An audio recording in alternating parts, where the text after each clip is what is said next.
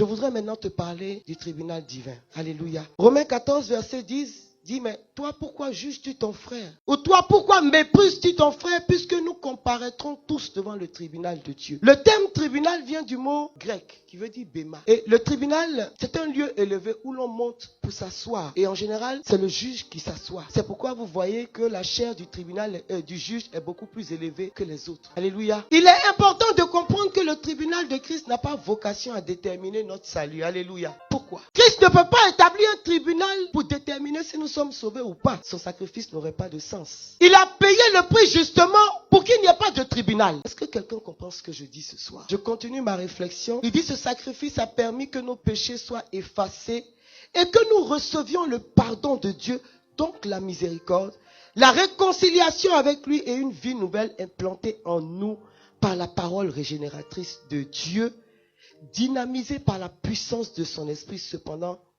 il nous faudra rendre compte de nos œuvres à partir du moment où nous aurons fait de Jésus notre Seigneur.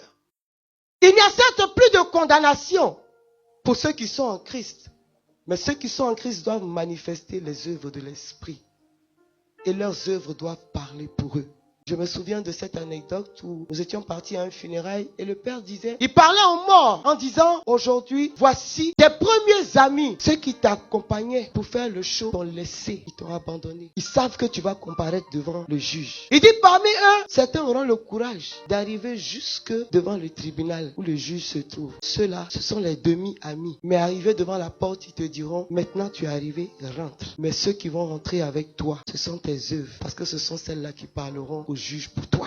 Il n'y a plus certes de condamnation pour nous en Christ, mais il y a pour nous obligation de multiplier les bonnes œuvres pour que les bonnes œuvres parlent pour nous devant le tribunal de Dieu. Qui est concerné par le tribunal de Christ? Tous ceux qui mettent en pratique la parole du Seigneur, tous ceux qui cherchent sa face avec vérité. Et Saint Paul dira selon la grâce de Dieu qui m'a été donnée, j'ai posé le fondement comme un sage architecte et un autre a bâti dessus. Mais que chacun prenne garde à la manière dont il bâtit dessus, car personne ne peut poser un autre fondement que celui qui a été posé, à savoir Jésus-Christ. Or, si quelqu'un bâtit sur ce fondement avec de l'or, de l'argent, virgule, des pierres précieuses, virgule, du bois, virgule, du foin, du chaume, l'œuvre de chacun sera manifestée, car le jour où le tribunal du Christ siégera, il la fera connaître parce qu'elle se révélera dans le feu, et le feu éprouvera ce qu'est l'œuvre de chacun. 2 Corinthiens 3, versets 10 à 13.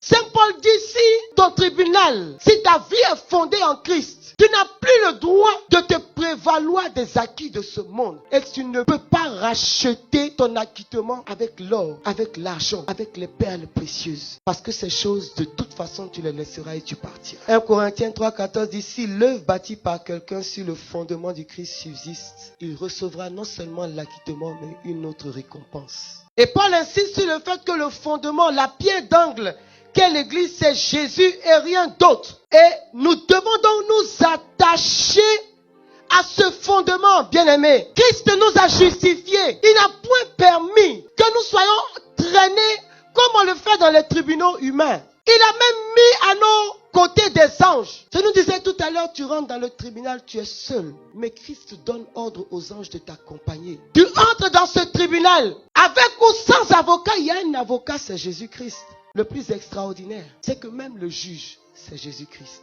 Parce qu'il est le sacrifice et il est le sacrificateur. Et donc la seule chose dont tu dois te prévaloir pour entrer dans l'acquittement, c'est Jésus-Christ. C'est ton or, c'est ton argent, c'est ta valeur ajoutée, c'est ta sagesse, c'est ton intelligence.